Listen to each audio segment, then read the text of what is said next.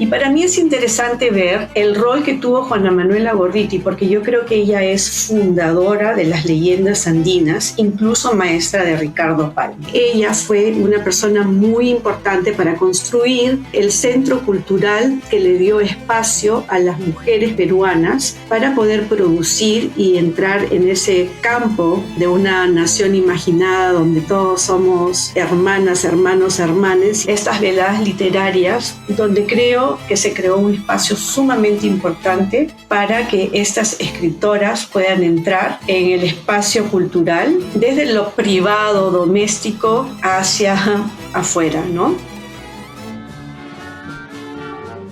Mujer y Sociedad presenta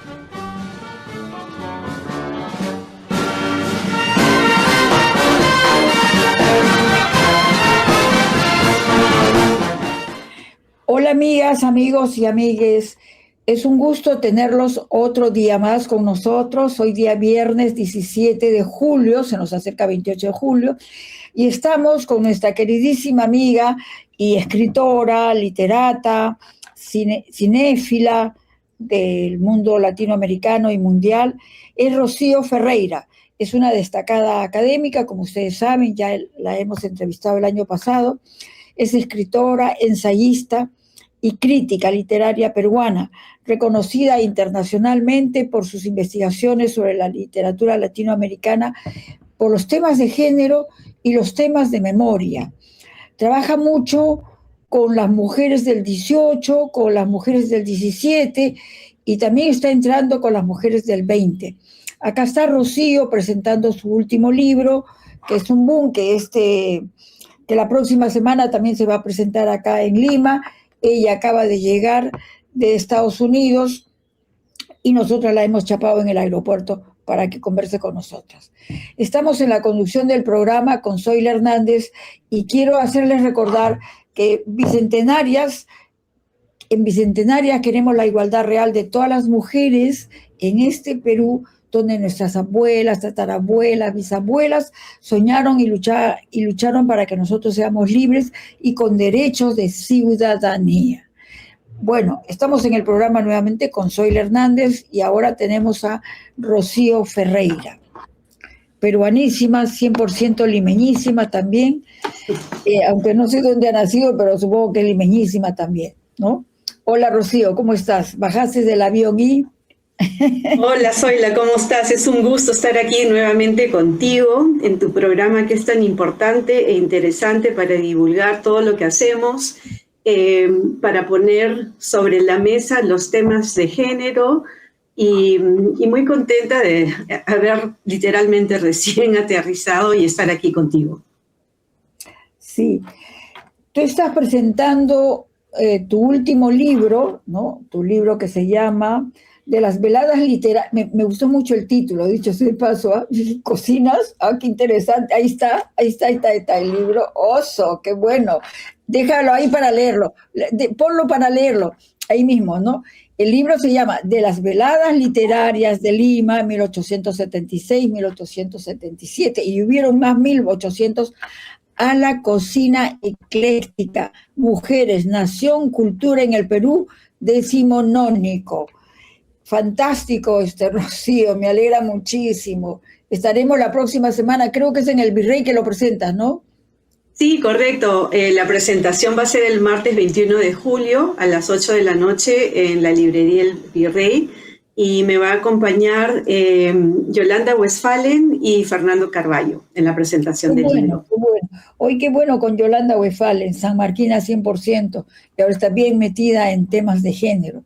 Y claro, es una buena historiadora también, ¿no es cierto? Cuéntanos de este libro, queremos saber por qué le has puesto cocinas eclécticas. Bueno, yo imagino que ellas no cocinaban, o de cuando en cuando un huevo frito, ¿no? O unas papas fritas, no sé si en ese tiempo habían papas fritas en 1870 y tantos. Lo que sí era que ellas se esforzaban por impulsar los derechos de las mujeres, sobre todo en el mundo educativo, ¿no? Que desde la época de la independencia, desde 1821, se nos dijo, se crearon grandes escuelas públicas, grandes a nivel nacional, en todas las regiones, pero las mujeres no llegamos a entrar ahí, no todas, probablemente algunas, muy pocas, ¿no? Porque era escuela nacional masiva como parte del decreto de San Martín y el decreto de Simón Bolívar, ¿no?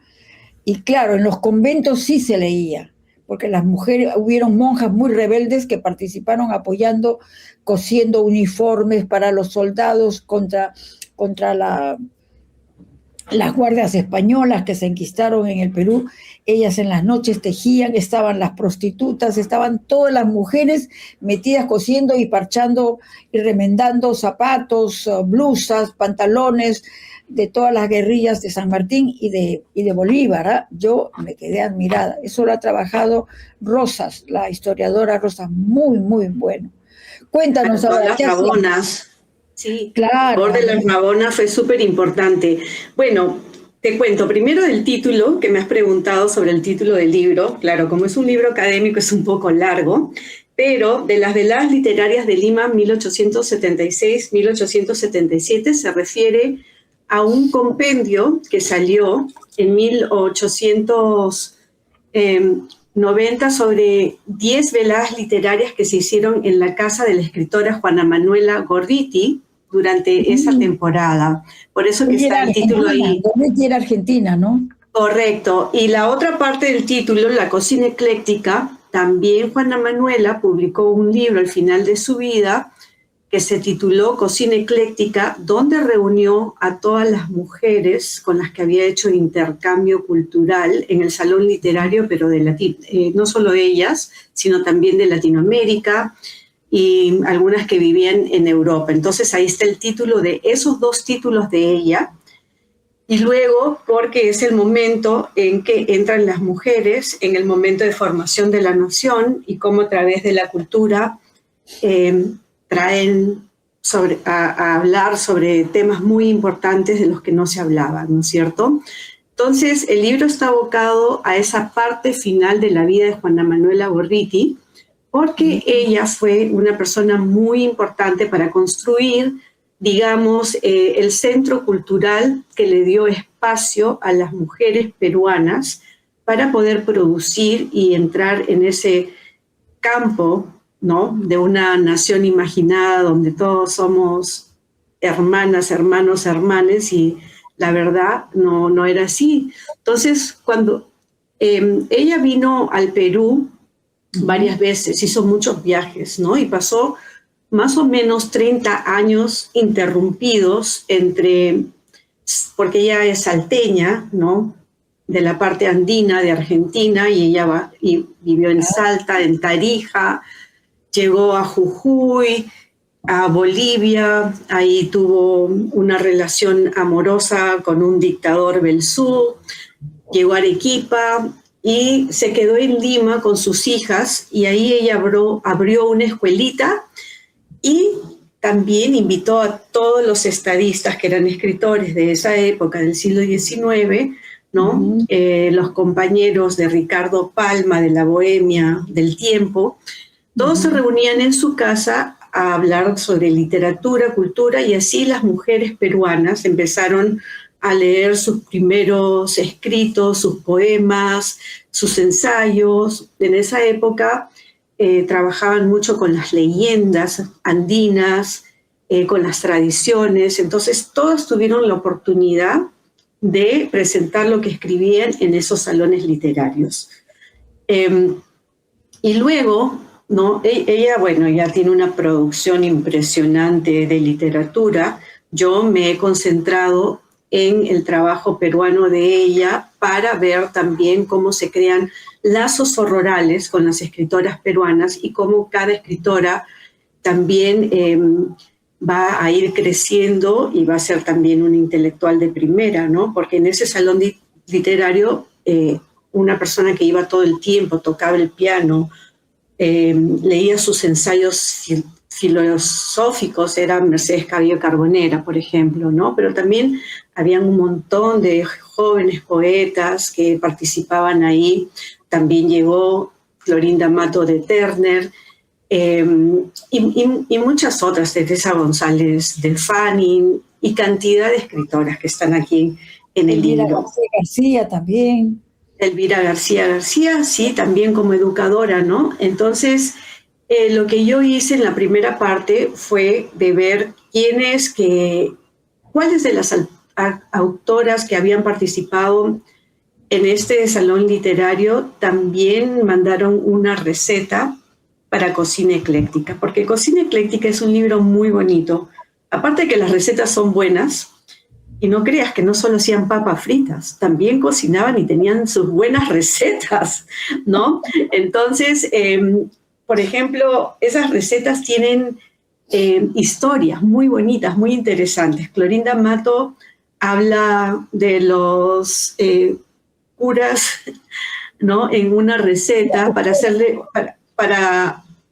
dar una receta de una sopa fuerte, pero para que alimente el corazón de Juana Manuela Gorditi. Tiene otra sobre la chicha, tiene otra sobre un helado, cómo se hace en los Andes, ¿no? Sacando con el burro, jalando. Son muy buenas esas recetas, ¿no?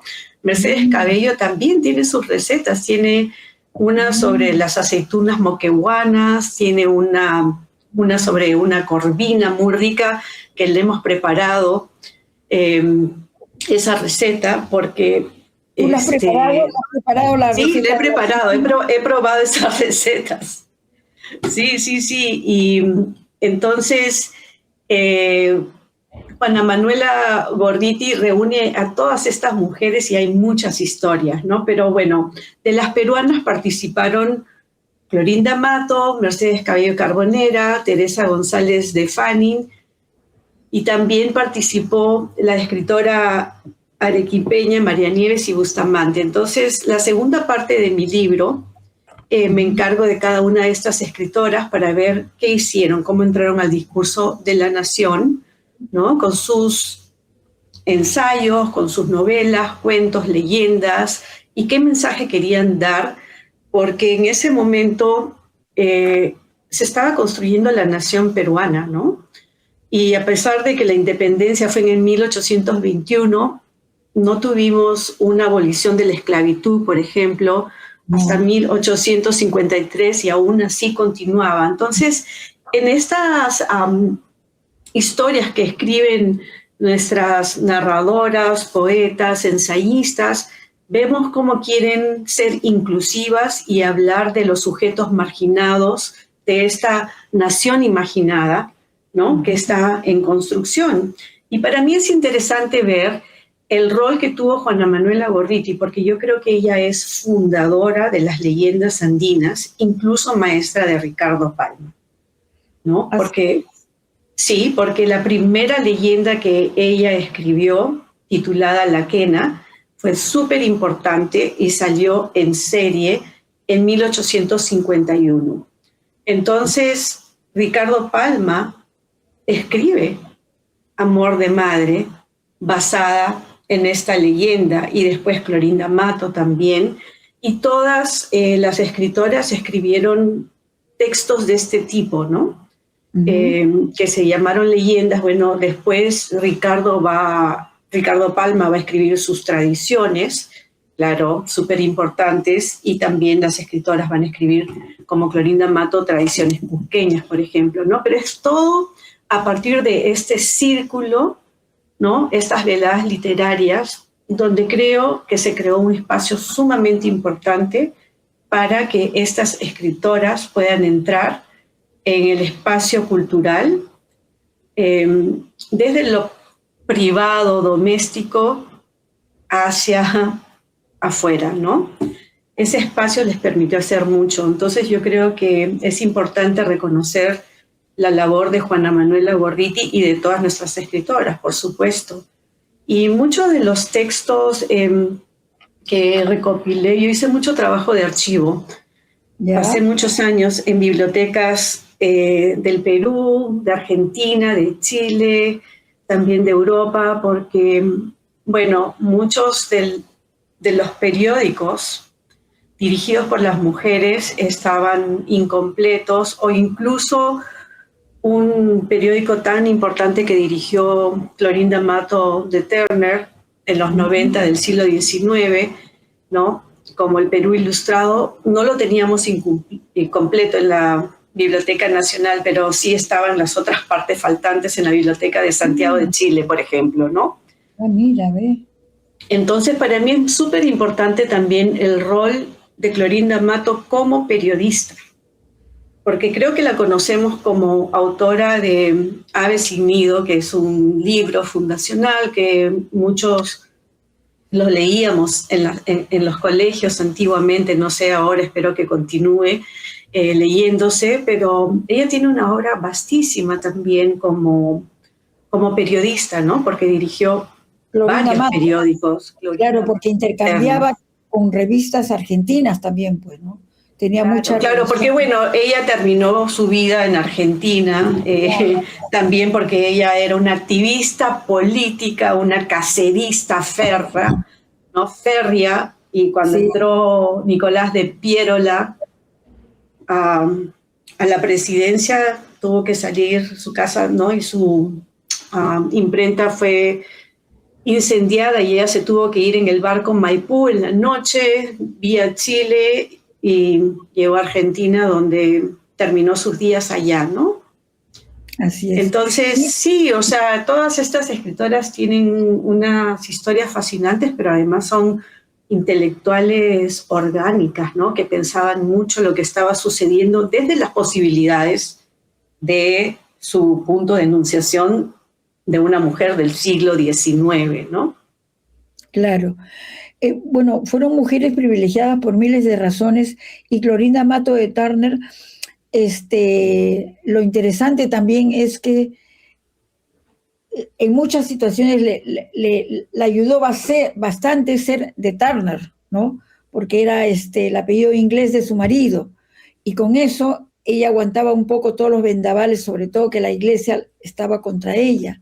Cuando hace su obra, Ave sin Nido, ahí se tira contra los patrones y los curas, ¿no? Y la expulsan del Cusco justamente por eso, ¿no? Porque es anticlerical o no es clerical, ¿no? Y es la que impulsa, bueno, hace denuncias de cómo utilizan a las niñas, cómo los curas se aprovechan de las confesiones y todo lo demás, ¿no? Por eso aves sin nido, aves que no tienen dónde reposar. Y esa experiencia la salva justamente su apellido, porque si no iba presa, ¿no? Y me Eh, imagino, yo diría que sí, no, Zoila, porque ese señor Joseph Turner que llegó a Cusco, ¿no? sí, Y se casó con Clorinda muy joven, eh, sí tuvo el apoyo, ¿no? Pero cuando él falleció, la dejó con unas deudas, pero sí, terribles. claro, Ella estaba sola y tuvo que batallar, o sea, no le sirvió de nada, no fue una ayuda, ¿no? Por el contrario, o sea, ellos tenían negocios laneros, porque también hay que decir, si eran personas privilegiadas y ella estaba metida en el negocio lanero, tenía un molino y todo. Y como ella siempre había tenido un intercambio en el sur andino, decidió irse del Cusco por todo lo que pasó claro. a Arequipa. Pero claro, tuvo que salir y la verdad es de que se portaron pésimo con ella. O sea, todos estos hombres se tiraron encima de ella por esas deudas y se quedó sin nada prácticamente, ¿no? Y fue Francisco Ibáñez, un gran civilista que estaba ahí en Arequipa, en el grupo de los civilistas, que la acogió y la puso como eh, parte del comité editorial para trabajar en la bolsa, ¿no? Que ella estuvo a cargo por los años que estuvo en Arequipa. Pero Claro, sí, sí, claro, pero sus bueno, relaciones. claro, claro, le valió eso, porque imagínate tú en 1800 y picos, 60, 70, denunciar a los curas los abusos sexuales que hacían con las niñas, ¿no? Y denunciar a los gamonales de ese tiempo, tiene que ser bien fuerte, ¿no? Una mujer muy potente, ¿no? Sí, Este, muy fuerte, que ella claro, quería contar la verdad, o sea, Ese libro salió publicado en 1889, ¿no? Y la verdad es de que a ella la quemaron en efigie, ¿no? O sea, a ella también la expulsaron totalmente. Eh, pero ella no, ella tradujo, tú sabes, los evangelios al quechua, o sea, ella era una persona muy religiosa y creyente, pero lo que ella tenía era que ella quería mostrar el abuso del poder, ¿no? De este sistema patriarcal, donde todos los hombres en poder abusaban de una manera tremenda de sus cargos, ¿no? Incluido a los representantes, vamos a decir, de la Iglesia Católica, porque yo creo que ella lo que está acusando son a esos representantes en sí, ¿no? El juez, el aparato del Estado. Pero el cura que estaba con los campesinos, ella denuncia a los curas que estaban con los... Claro, a todos esos representantes corruptos, que parece de que estuviéramos hablando hoy día también. Sí. Yo recuerdo mucho el libro de ella porque mi mamá fue profesora rural y yo recuerdo que le preguntaban, ¿usted es creyente? Sí, creo en Dios, pero sin los curas. Entonces, cuando escuchaba eso mi mamá, yo no sabía qué quería decir eso, si la habían acosado o no, pero cuando leí el libro de Clorinda Mato de Turner, dije, claro, pues mi mamá profesora rural que ha subido por acá y por allá, cerros y esto, todo lo demás, claro, sabía lo que hacían los curas, ¿no? Y ella no tenía la fuerza, o sea, muchas profesoras de los colegios rurales y los profesores de colegios rurales saben todo eso, saben los abusos que se hacen con las niñas, ¿no? Con las escolares. Bueno, ahora es más amplio decirlo, aunque también te pueden callar, ¿no? Te pueden callar la boca también por eso, ¿no? Como ha sido el caso del año pasado con el gobierno de la Dina el ministro Quero dijo que no, que los abusos son culturales, los abusos a las niñas escolares. Y eran los profesores, se lo decían, han sido abusadas por los profesores. Y él dijo, bueno, eso es cultural. Correcto, unos casos horribles, sobre todo en la Amazonía, todo lo que ocurre, hablando de que eso es cultural, por favor, o sea, ¿hasta cuándo vamos a estar teniendo que escuchar estas cosas que no tienen sentido, ¿no? O sea, ese sistema patriarcal corrupto sigue con toda la fuerza que pueda tener, ¿no? O sea, se la dan y ahora nos... Dime, ¿y por qué se te ha ocurrido escribir sobre las mujeres? ¿Por qué se te ha ocurrido? Ya eres especialista en género, pero ¿por qué las has buscado a ellas, a estas mujeres del siglo XVIII, ¿no? 19. Claro. ¿Por qué las has buscado? ¿Por qué no otras? Bueno, como tú dijiste, ¿no? Que tu mamá era una maestra rural. Yo tuve una maestra en quinto de primaria que siempre la nombro porque yo, aunque no lo creas, yo era una niña muy tímida. No era muy sociable, no me gustaba estar conversando aquí y allá, pero a mí me encantaba leer. Entonces yo me refugiaba en los libros. Y ella, con ella yo leí Aves sin nido. Y a mí me encantó la historia de Aves sin nido. Yo escribía también, leí sus leyendas, sus tradiciones cusqueñas, y yo hacía mi libro de tradiciones y leyendas. Entonces, siempre me quedé pensando que, porque siempre leíamos a muchos varones que me encantaron también, ¿no? O sea, historias lindas, pero fue prácticamente la única narradora que leí en ese momento. Y pasaron los años y cuando estaba haciendo mi doctorado empecé a leer las historias de la literatura peruana, de la cultura, y estoy hablando de finales de los años 90, cuando recién se comenzaban a hacer estas investigaciones, había mucho interés en el siglo XIX. Y estudiando en Berkeley, mi profesora Francine Macielo es una especialista en el XIX en mujeres. Y yo dije, ¿qué pasó con estas escritoras peruanas que las conocemos tan poco? ¿no? Y yo quería saber, aparte de las que siempre escuchamos que son más renombradas por ciertas cosas como el escándalo de Blancasol, el escándalo de Aves sin Nido, de Clorinda, de Mercedes y algunas otras, realmente no teníamos mucho conocimiento, o sea, no era fácil encontrar esos materiales, no es que tú vas a una librería y una biblioteca y vas a encontrar la obra completa Sí, de claro. Clorinda Mato, o sea, hablamos de Aves sin Nido, hablamos de Blancasol, pero estas dos escritoras, por ejemplo, ¿no? Tienen obra, tienen cantidad de textos publicados, totalmente desconocidos para la mayoría de las personas.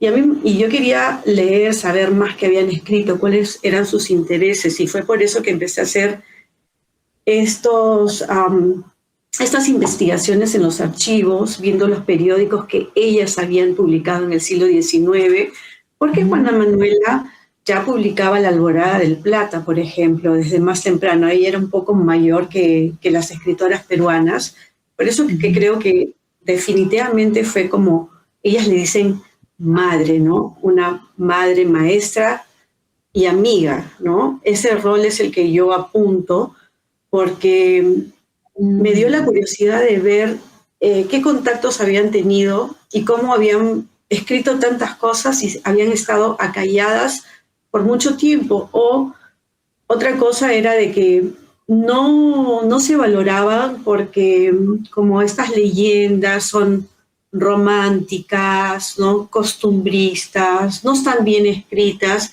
entonces no se leían, no se entendían, no se analizaban.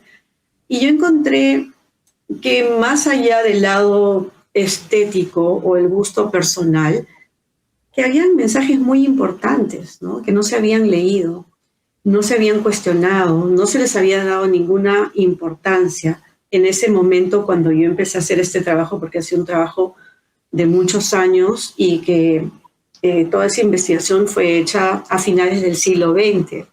Cuando uno iba a la Biblioteca Nacional y estaban los ambulantes afuera, iba con mi bolsa transparente, mi cuaderno loro y un lápiz porque no había celulares, nada se había digitalizado, había que pedir el folio y sentarse ahí, no se podían tomar fotos, si tenías una beca podías pedir algunas microfichas, pero si no anotabas en tu cuaderno las cosas, ¿no? Y para mí fue un mundo que se me abrió muy lindo y tuve la suerte también de trabajar en varias bibliotecas privadas de varias personas. De hecho, en Berkeley, el profesor José Durán había fallecido, pero él era un gran coleccionista de periódicos y revistas del siglo XIX. Tuve la suerte de trabajar en su biblioteca. Era peruano. Era peruano y fue un colonialista. Peruanas, o sea, libros. Colecciones completas, una biblioteca riquísima peruana y tenía todas las revistas más importantes del siglo XIX. Entonces, él ya había fallecido cuando yo llegué a Berkeley, pero conocí a su hijo Carlitos, que fue muy amable y me permitió estar en su casa, en esa biblioteca, donde tenía el Correo del Perú completo, por ejemplo. O sea, yo lo pude leer y ahí es donde ahora ya se habla mucho de todos estos materiales y hay gente que ha hecho trabajos muy lindos, muy importantes. Ya con los materiales se han digitalizado. Aparte, se han republicado las obras de estas escritoras que en ese momento habían que ver los originales porque no estaban. Yo tengo las ediciones originales, ¿no? Con las que trabajé porque no habían salido aún ediciones.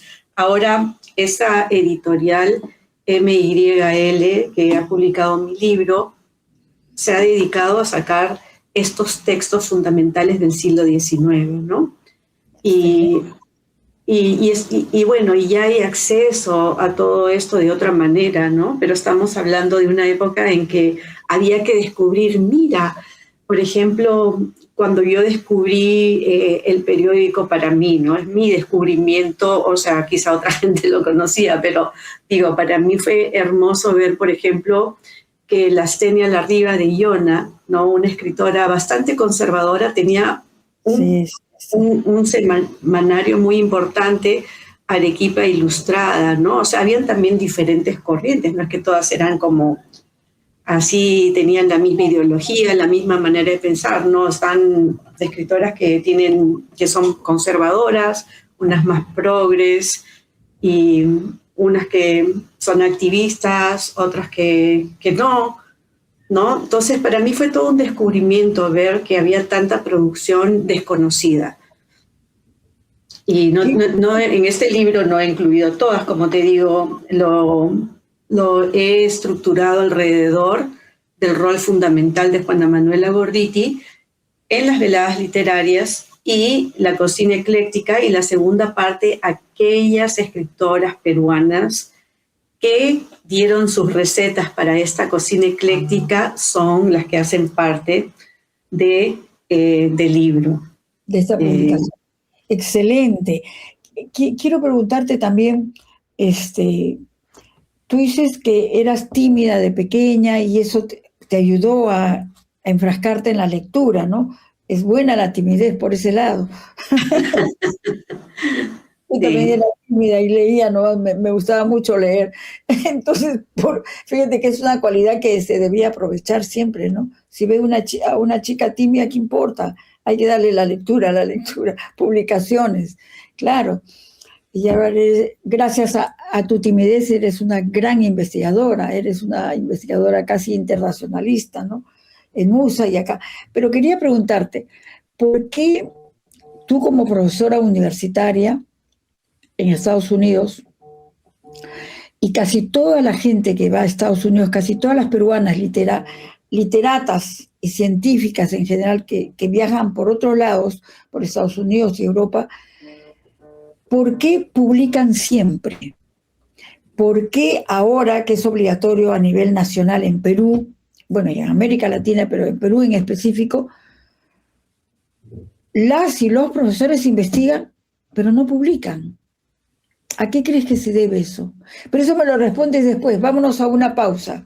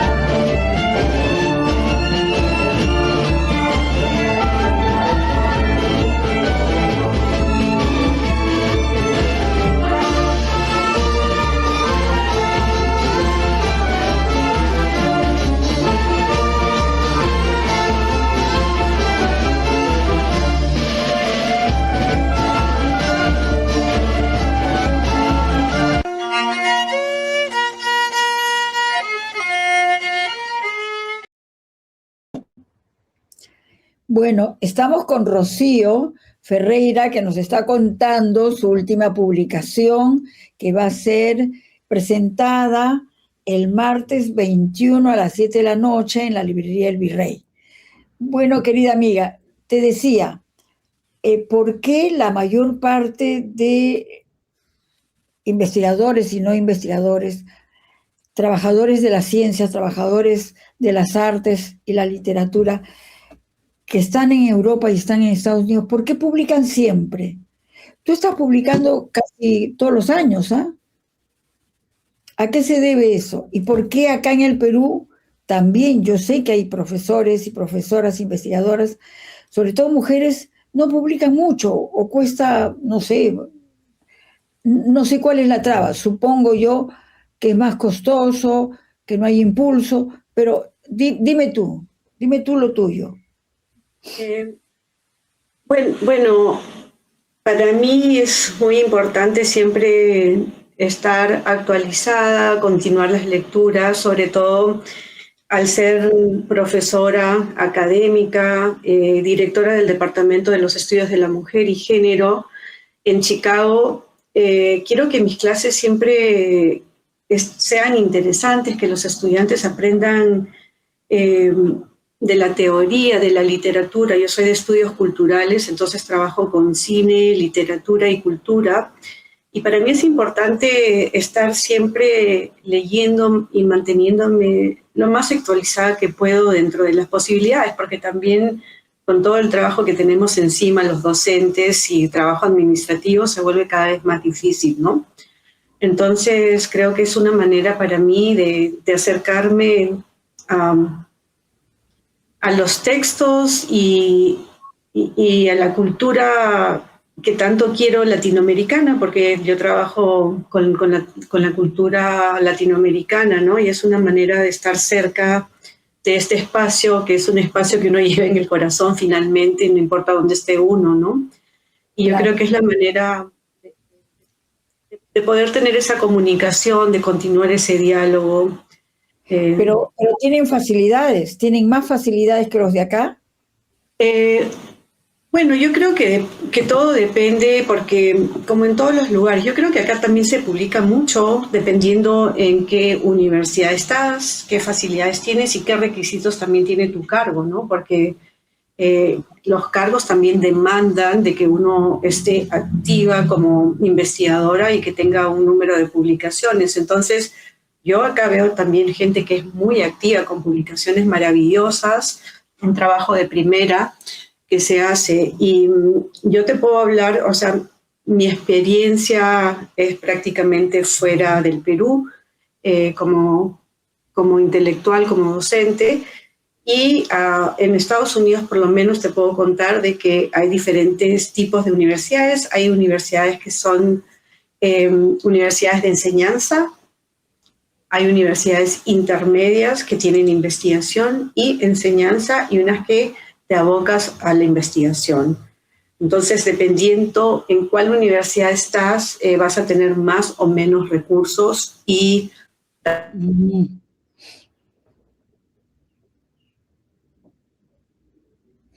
académicas para tu cargo, ¿no?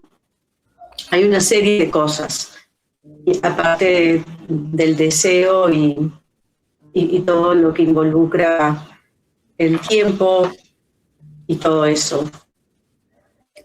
Claro, Sí. lo que tú haces es actualizarte permanentemente, ¿no? Actualizarte permanentemente e impulsar también, si se lee tu libro, si se leen tus investigaciones, vuelves a entrar en otras líneas de investigación o las ahondas, ¿no? Porque algunas de Correcto. ellas hemos escrito, pero ahora estás ahondando y en una temática bien interesante que a nadie se le ha ocurrido, ¿no? La cocina ecléctica, ¿no?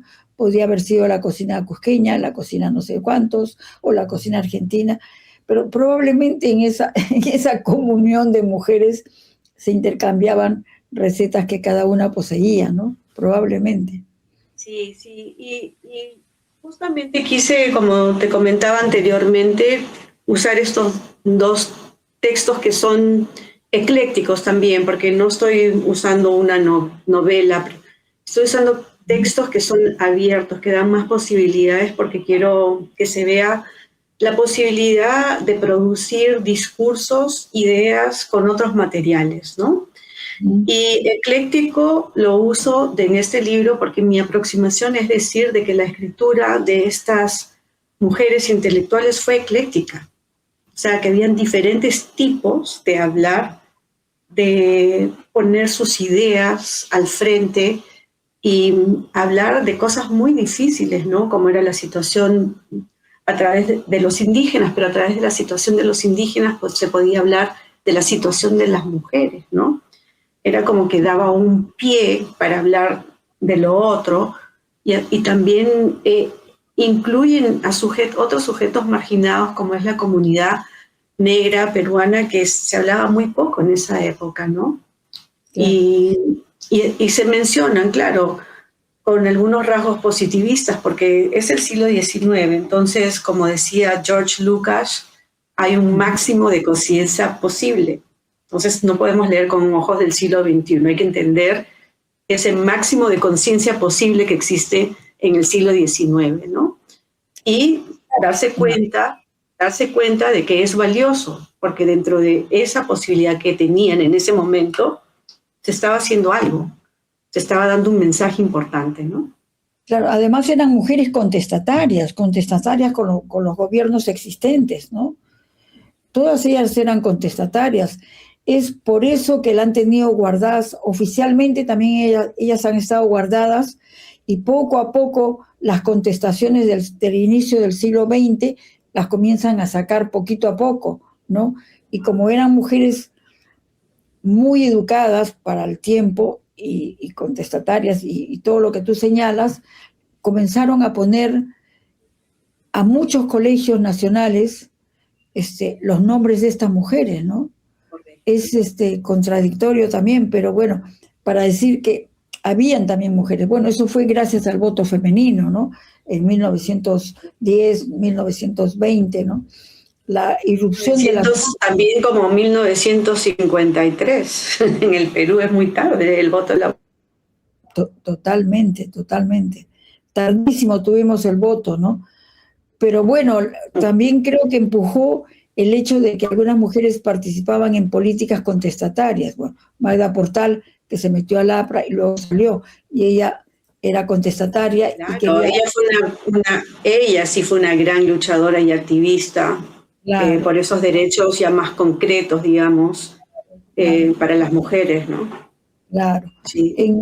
Sí, bueno. Su novela La Trampa es un libro también que nadie lo conocía, nadie lo leía, por suerte ahora ha salido una nueva edición ya hace un tiempo y acaban de reeditarla y se está reconociendo nuevamente la importancia, ¿no? de este libro donde habla abiertamente de lo que era el APRA y lo que significaba ser mujer dentro del APRA también, ¿no? Cómo se manejaba todo. Muy interesante. Claro, claro. Bueno, hay toda una corriente de mujeres, ¿no? La Julia Codecido como pintora en la época de Mariátegui, ¿no? La Soy la Aurora Cáceres también, No, una que, cantidad. claro, que aparentemente, bueno, ella estaba en el poder, pero después dejó de estar en el poder y comenzó a trabajar los derechos de las mujeres, el movimiento feminista leve, chiquito, pero contestatario, ¿no? De esos tiempos, ¿no? Es recontra interesante tomar en cuenta en estos momentos, ¿no? Porque esas mujeres, ¿cuántas veces les deben haber callado la voz, ¿no? ¿Cuántas veces les deben haber dicho, no hables de eso, porque te van a votar, porque te van a expulsar, etcétera, etcétera?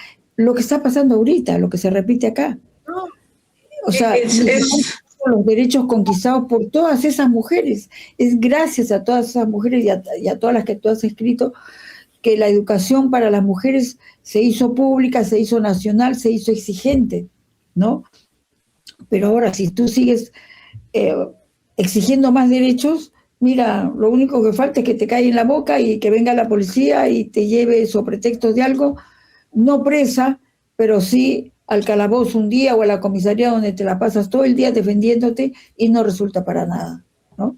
sí, no, sí, o sea, estamos en un momento muy difícil históricamente hablando.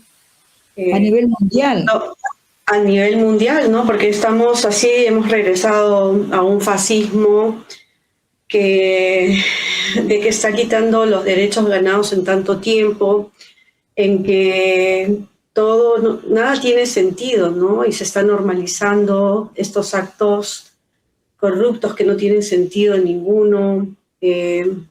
Bueno, ya hemos pasado más allá del neoliberalismo salvaje a un momento en que estamos muy desconcertados, ¿no? Con todo lo que está ocurriendo tan rápido y de una manera que no se para, ¿no? O sea, que continúa. Claro, y tú vienes del norte, y tú vienes del norte, tú eres, o sea, donde está uno de los jefes mundiales, ¿no? Con su política totalmente profascista, pues es fascista y corrompida, ¿no? Que es el Donald Trump. Sí, sí, se han vivido momentos muy, muy, muy difíciles porque La verdad es de que todas las políticas son aterradoras, destructivas, y, y no sabemos cómo parar. O sea, nosotros sí somos activistas y todo, pero por ejemplo, con lo que está pasando con los inmigrantes y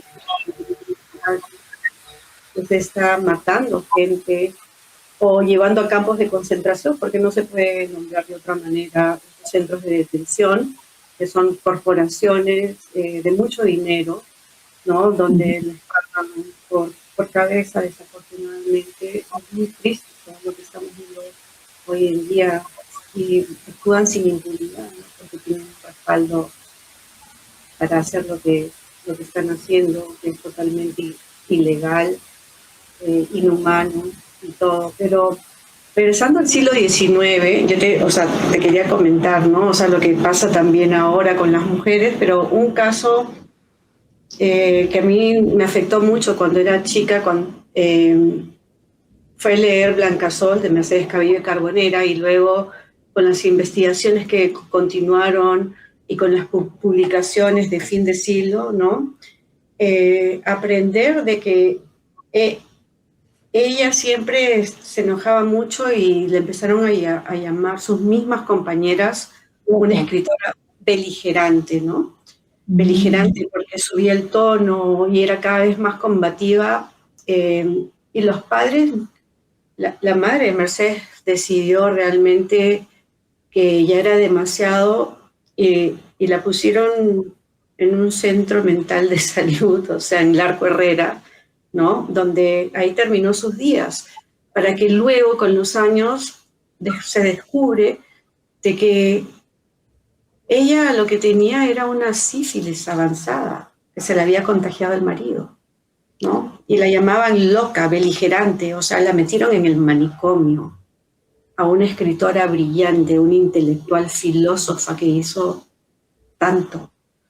Y terminó sus días así, porque, ¿no? Otra vez, o sea, un centro de detención de otro tipo, de la salud mental, porque ella lo que tenía era una cosa de que no lo reconocían, ¿no? Y cosas así pasan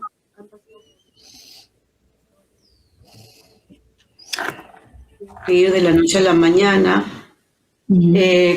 con su casa y su imprenta quemada, y no poder retornar nunca más al Perú. Tampoco dejaron de que su cuerpo regresara al Perú una vez fallecida, hasta mediados del siglo XX, ¿no? No permitieron que se entierre acá. Y cosas así han pasado, ¿no? Magda Porta, bueno, si hablamos del siglo XX, incluso después del siglo XX, tenemos muchas historias que contar. Sí. Ok, Rocío, un gustazo haber conversado contigo, un gran placer. Quiero tener mi libro separado, por favor. Claro que sí, por supuesto. Es importantísimo difundirlo. Y felicitaciones, y espero que la próxima vez que vengas, fantástico, veladas literarias y culinarias serían, ¿no? Veladas literarias y culinarias especiales. Espero que la próxima vez que vengas también nos comuniques, y me imagino que vendrás con otras artes, ¿no? Con otros escritos y bordados probablemente. Y felicitaciones por todo lo que estás haciendo, porque es parte del Perú, es parte de nuestra historia, es parte de las mujeres y es parte de lo que estamos dejando también a la generación que viene. Felicitaciones, y ya nos veremos el martes 21 a las 8 de la noche en la librería El Virrey, y lo va a presentar Yolanda Westphalen, una feminista, y Fernando Carvalho, que también, bueno, entiende de mujeres también, ¿no? Listo. Nos vemos y hasta la próxima. Gracias. Muchas gracias. Gracias, Zoila, por invitarme. Hasta la próxima. Adiós. Bueno, estimados amigos y amigas y amigues, un gran placer haber estado con Rocío presentando su libro. O sea, nosotros lo tenemos de primicia, y les agradeceremos nos den su like, se suscriban a Bicentenarias Mujer y Sociedad, para que esos documentos, estas conversaciones, lo puedan ver más mujeres, más jóvenes, más varones libres de todo prejuicio, y porque es parte también de la cultura nacional. Muchísimas gracias. No se olviden, de cariño y de muy buena voluntad, suscríbanse a YouTube, suscríbanse a Facebook, suscríbanse a este programa que es gracias a ustedes que persiste. Hasta la próxima.